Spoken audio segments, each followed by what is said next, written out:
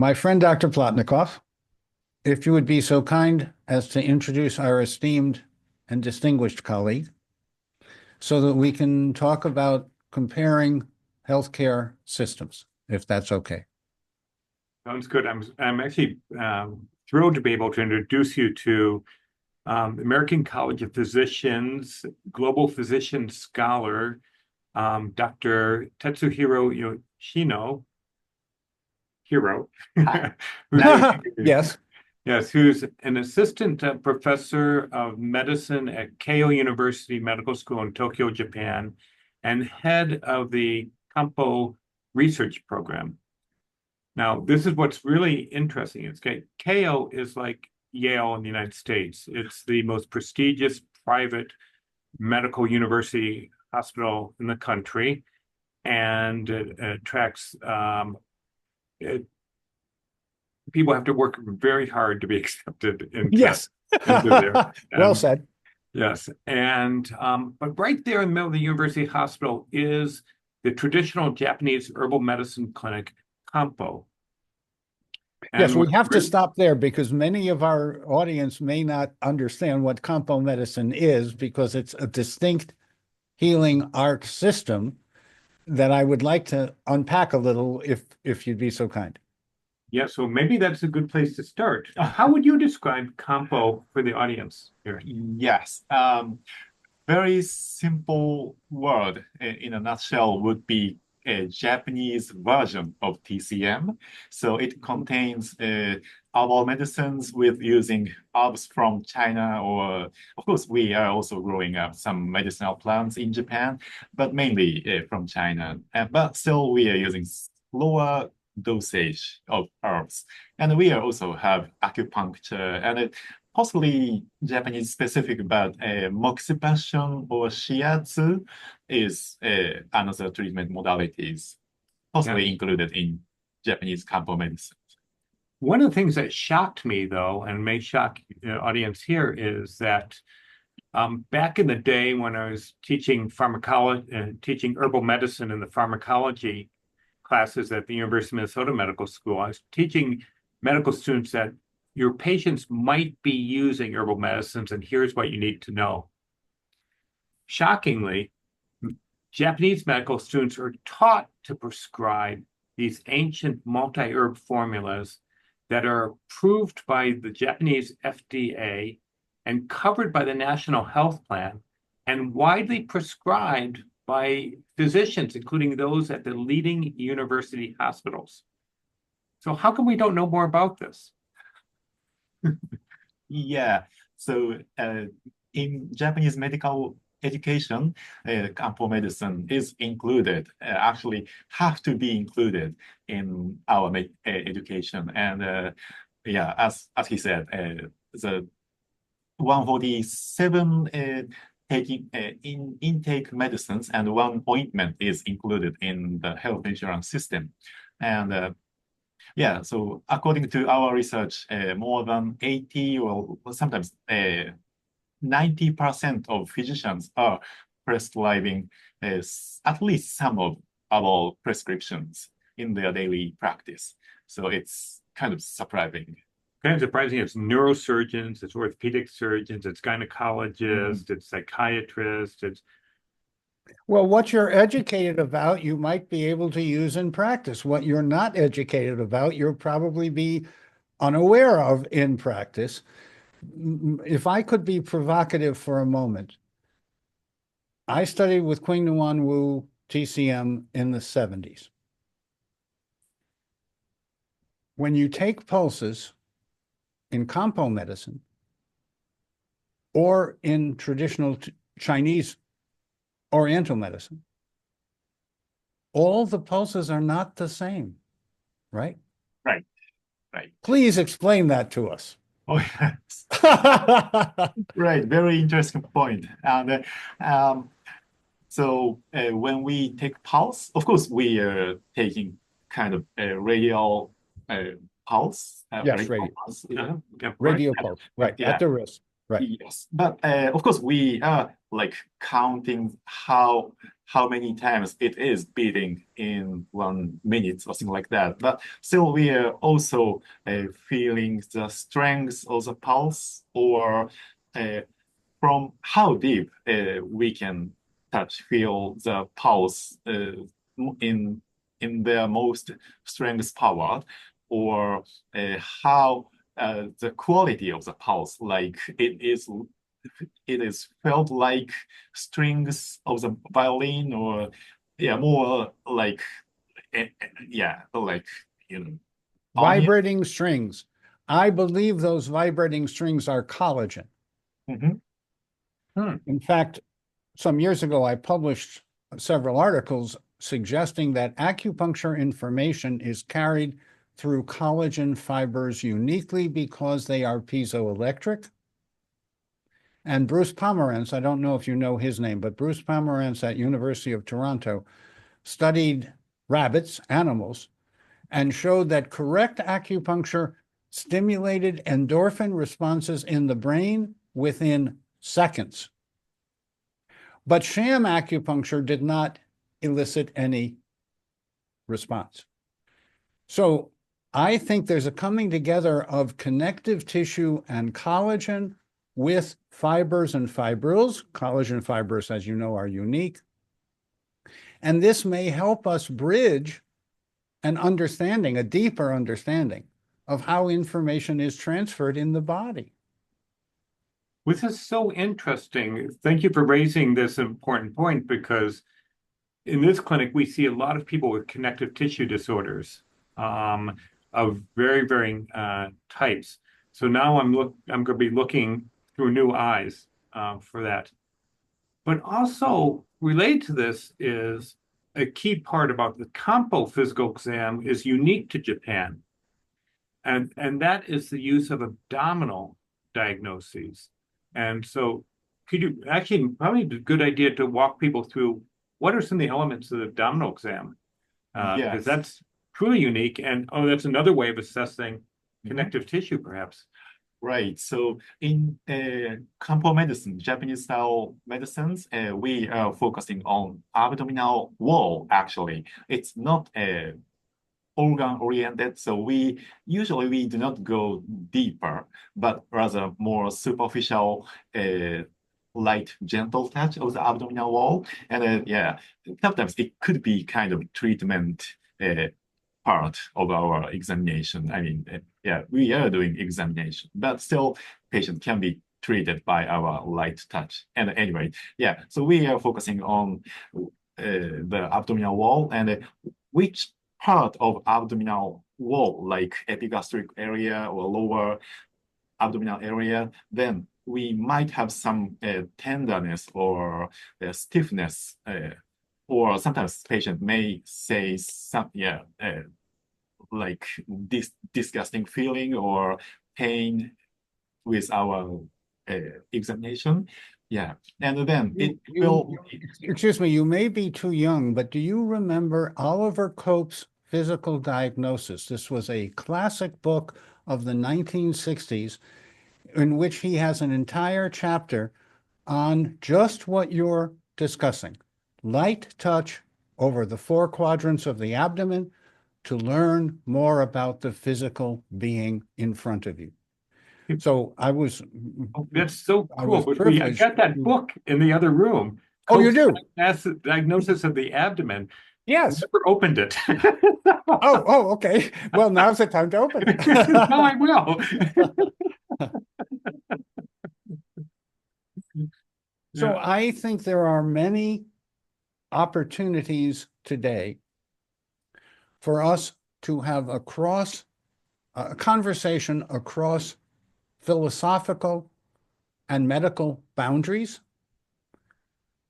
all to benefit science and individual patients. I think what you're saying is that Kampo medicine is a very personalized medicine. And I think that gets better results. Physiology before pharmacology, nature, nurture, and wholeness. From my point of view, Kampo fits very well within that frame of proactive prevention. tongue diagnosis plays a role in that too, and it's very interesting. Dr. Yoshino's here for the month and is shadowing every patient that we're seeing. And many patient encounters now are done by video, but we're having people come up to the video camera and stick their tongue out at us. And Yes. that has been also really helpful. Helpful in one way because you can describe imbalances. Helpful another way is say, oh, your tongue reflects very good balance. And sometimes that's really important for people to hear who are feeling anxious or about any medical concern. And so, so yes, in the 21st century, now we can get a good look at the tongue by the, the video camera. And functional MRIs and other high technologies that can be applied to the social determinants of health, the lifestyle. What do I do for my habits of daily living that promotes well-being, our neurohormone, hormonal balance, cytokine, endorphin balance? We're just beginning in Western medicine to be able to measure these outcomes. We've developed 4 specific self-assessments that we urge people to do, and then 8 predictive biomarkers that cover all of lifestyle epigenetics. And then we interpret those to best outcome goal value for that indication, hemoglobin A1C or HSCRP or homocysteine or microbiome or vitamin D or omega-3 index. Now, I don't know how much of this has filtered into Japanese Kampo medicine, but I am sure that it would be a very fruitful conversation to have between the prevention medicine experts in the United States and yourself. Yes. So in Japan, preventive medicine is intervention or approaching the patient with without significant abnormalities in laboratory assessment is called as a mibyo in Japanese. Mibyo is not yet diseased or not what we call form fruist. Mhm. We have a term that's equivalent to that. Oh, cool. Yeah.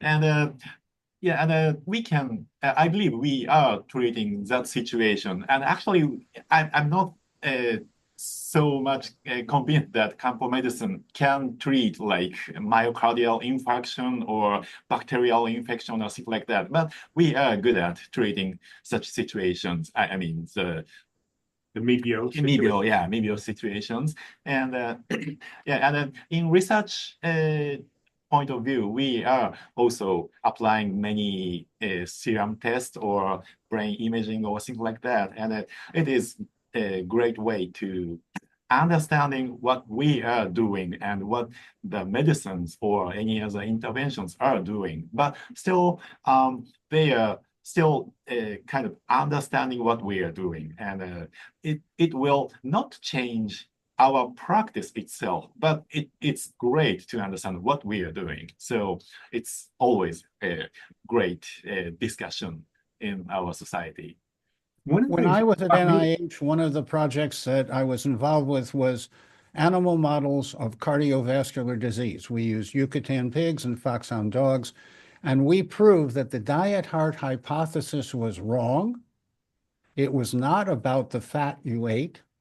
It was about the oxidation state of your cholesterol or LDL. This has been now generally accepted because this was quite some time ago. But my point is, at the NIH, we knew how little we really knew about the causes. We knew a considerable amount about the symptomatic consequences, but we really didn't know much about the causes.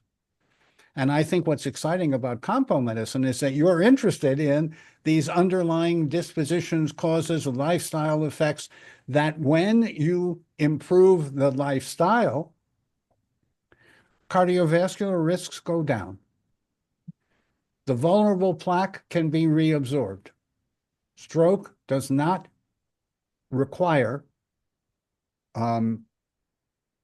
stroke is not about age. Stroke is about the functional age of your connective tissue, blood vessels, and so forth. So over and again, we have opportunities that we have not in America yet seized upon. And are you aware that in 1960, Japan spent 6% of its national wealth on healthcare, and so did America. Today, Japan spends 6%. It's a bigger number, but it spends 6% because the Japanese government went to the Japanese doctors and said, we're going to give you 6%, make our people healthier. And I believe, aside from a few blue zone exceptions, that the healthiest people on the planet actually live in Japan and have healthier lifestyles. This is an enormous opportunity. We think we can save 1 million lives a year and $1 trillion that's devoted to burying people at high cost and suffering to speed the transition towards prevention and preventing these chronic ills. So I want to encourage you to do exactly what you're doing. Spread the word about Kampo medicine. Spread the word about how sophisticated, simple, and effective things are to change habits, lifestyles, or the like. And then document. We need more research, but we know enough already today to know that primary personal prevention is the way of the future. And I think that understanding Kampo medicine is part of that enriching process. Yeah. Great. So, and actually, we discussed about Japanese lifestyle last week, and in Kampo Medicine Clinic or in our clinic, we are not just selecting a great acupoint or selecting an appropriate herbal formulations, but we are discussing lifestyle with the patient very well, or I don't know.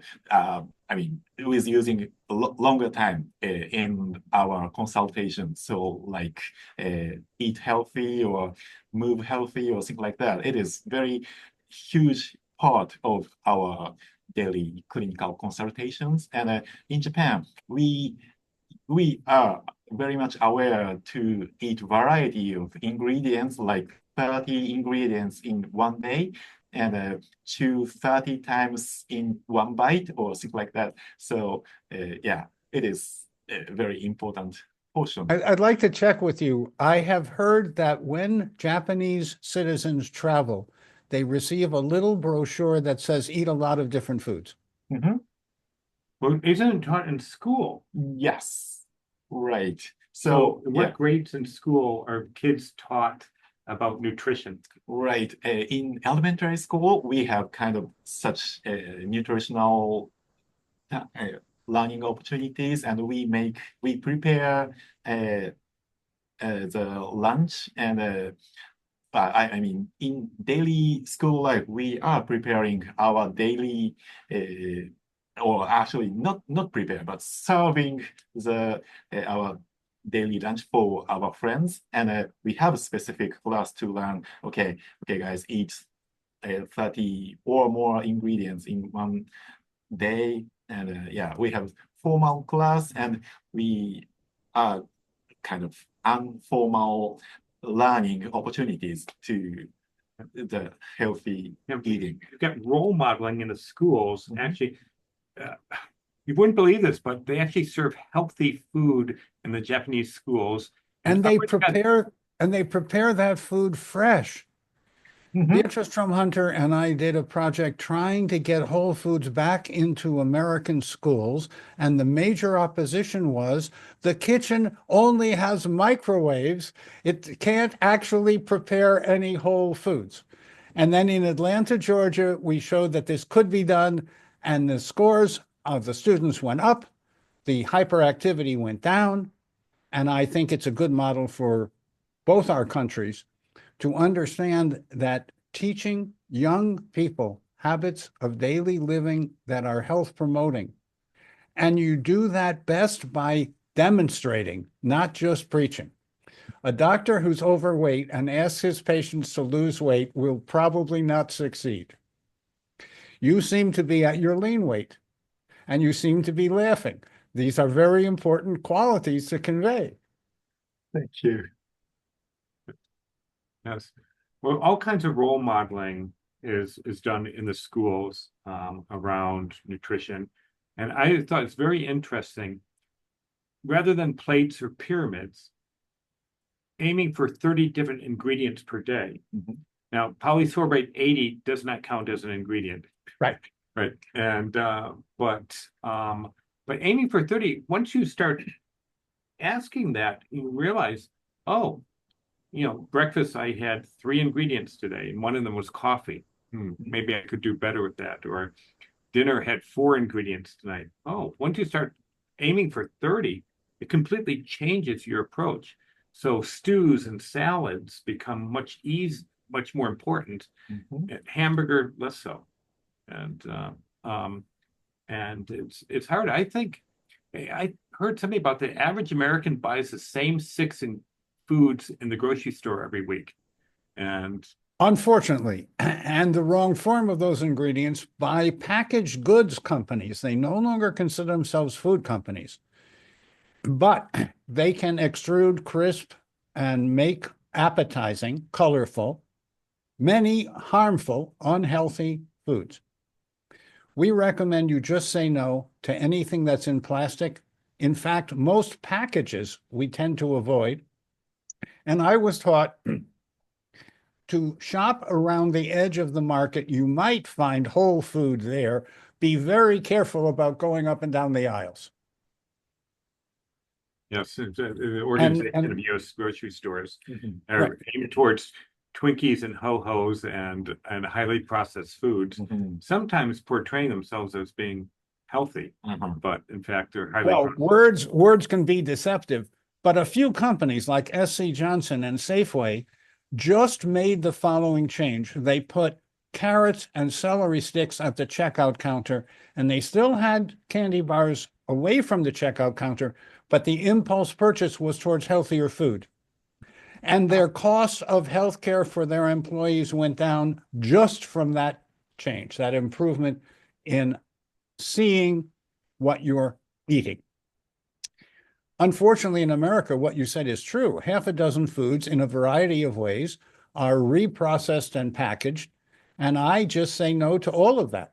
I want a wide variety of whole foods in a wide variety of interesting, appetizing ways with uncontaminated herbs and spices, and I want to spend time in my kitchen enjoying the preparation, the consumption, the socialization, the interaction, and I don't overeat. If you eat the way we're describing, it's almost impossible to overeat. But if you eat highly processed, oil-rich, calorie-rich foods, it's almost impossible to not be overfed and undernourished. Well, maybe harahachi-bu. Can you talk about that? Yeah, harahachibu is in direct translation, eat until you get 80% full. So yeah, don't go 100% full. Or 120%. Oh yeah, right. That was taught to me by John Robbins, who's written some very interesting books. The point is to eat maybe about 80% full, but not full, and then pause and be a little grateful for the fact that you've just eaten and communicate and look around and maybe stretch to move fluids around, to move nutrients to the cells and take waste away. Right. And then if you want to eat a little more, go ahead. Right. So harahachibu, 80% full is not the problem of your self-control. Okay, now I am 80%. I want to eat more, but stop right now. It is not this kind of topic, but eat slowly and eat too well, and then you can feel full, even with your stomach 80% full. This is kind of concept of harahachibu. So I think Yes. enjoy the Your food. leptin hormone, your ghrelin should all support satiety, being satisfied with what you have consumed, and then be able to digest, assimilate, and eliminate this within a healthy digestive transit time. Mhm. Right. And maybe some getting back to the selection of food, but actually recent Japanese, many people are actually struggling with kind of economical difficulties, and they have they do not have enough time to think about food or enjoying the food, and they just have to work more or just get rest after a long-term shift or things like that. And so then they are more focusing on selecting easy processed food. Yeah, so yeah, so we are kind of trying to teach them refocusing on the healthy food and enjoying the food, teach the healthy food. This is also I think it is also very important topic, even in Japan. Changing habits is challenging, but life-saving. Mhm. Right. And what I found interesting in this clinic is motivational interviews, and Dr. Plotnikoff does not teach or force patients to make change or eat something or something like that. And he is always extracting patient motivations with conversations. And okay, patients can find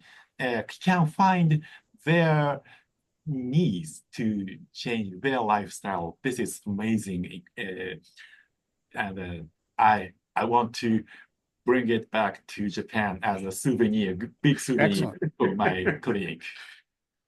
Um, activating Wonderful. people's motivations, activating their own capacity to, to be, to really actually to take on this role of primary care. True primary care is what we do for ourselves. So the idea of primary care provider that we hand it over to someone to do it for us is completely disempowering.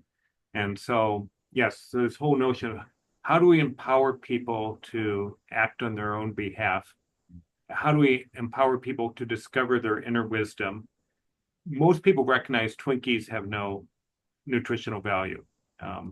People recognize that, I probably shouldn't have downed, X, Y, or Z. And so, yes, motivational interviewing, big part of things to activate people's inner wisdom, their inner scientist, their inner physician, and so they can really take charge of their health. But I think one of the things that we're really seeing is that we're actually being encouraged to hand over our health to others to do the work for us. And I don't need to think about nutrition. My doctor gave me a statin, and I am going to be safe and sound because I take this pill. Well, where did we get that idea? So, Well, when Don Berwick introduced accountable care organizations, ACOs, his intention was exactly what you just said. He was greatly influenced by a book called The Social Determinants of Health, which has a lot to do with attitude, lifestyle, how you manage your stress, because there will be stress in life, but it could be eustress, not distress. yes. And so I am sure that the future is in your and maybe our hands to inspire, to motivate, to draw out of people the capacity to hope for a better tomorrow. I think many people are resigned to a confusion. They could be very smart in many aspects of their life, but when they walk into a supermarket, they become confused. Because what is marketed most is the most profitable, harmful food. And rutabaga is just sitting there on its own. So I think there We don't is. have a good role modeling for the rutabaga, although please let me know if you're coming to Minnesota in the summer, Bruce. There's an annual rutabaga festival, Oh, and not to be missed. I'm in. Rutabagas everywhere. There's rutabaga parade, and so. Wonderful. This has been a real delight and a pleasure. I am hopeful and encouraged by the fact that you are both there, that you'll be here for a month or so. And hopefully you will bring to us some of your insights, and you will take from Dr. Plotnikoff many of his insights to cross-fertilize. This is a time for global health promotion, not simply disease treatment. So Yes. thank you. Yes. Oh, thank you. I have learned and enjoyed, as I always do with Dr. Plotnikoff, but it is an honor and a privilege to meet you. And may you continue for a long time to lead Japan into a healthier future and by example, the world.